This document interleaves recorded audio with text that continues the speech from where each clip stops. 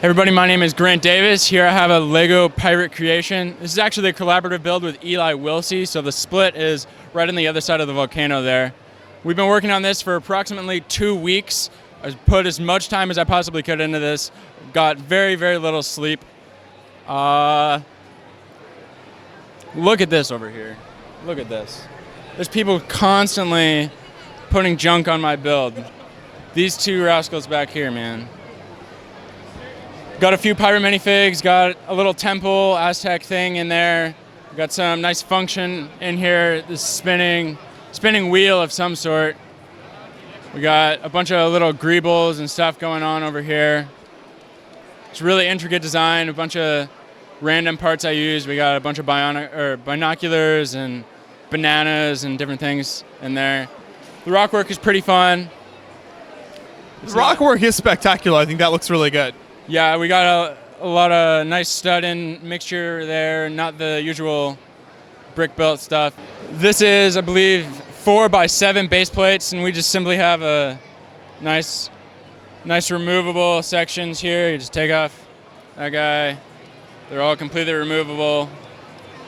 Very convenient. Even back in the mountain there, like this, there's a seam right here, all the way up. There's another seam right there.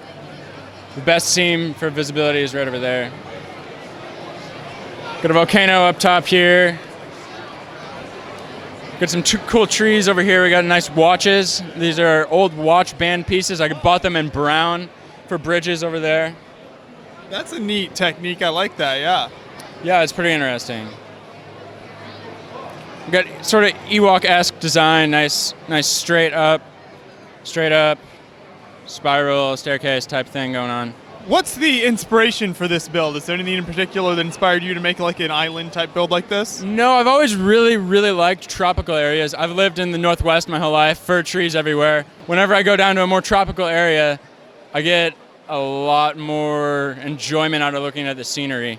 So I've always liked doing palm trees and big cool flowers and stuff. The inspiration for this was really just out of my head. I always like doing pirates. It seems like the best thing. Sort of Indiana Jones-y, sort of Pirates of the Caribbean-ish. A bunch of different inspirations, a bunch of different builders I like following, and redo some of their techniques and stuff, along with my own a bit. And can you talk about down here the waterfall, which I think is really cool, and what technique you've got going on there?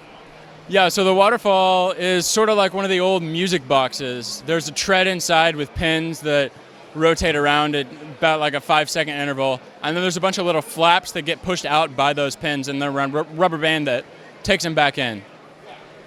Very cool. Yeah, so you get kind of that motion look there. Yeah. I think that's really neat. So the goal with that was to make it visible and completely look normal, even if the function broke like it's prone to do at conventions. So if all the flaps are down and the rubber bands are in and the tread in the back isn't working at all, it still looks like a normal waterfall. Yeah. Really awesome. What's the hardest part of putting together a big display like this for you? The hardest part was probably working with my collaborator, making sure the line in the center was all the same.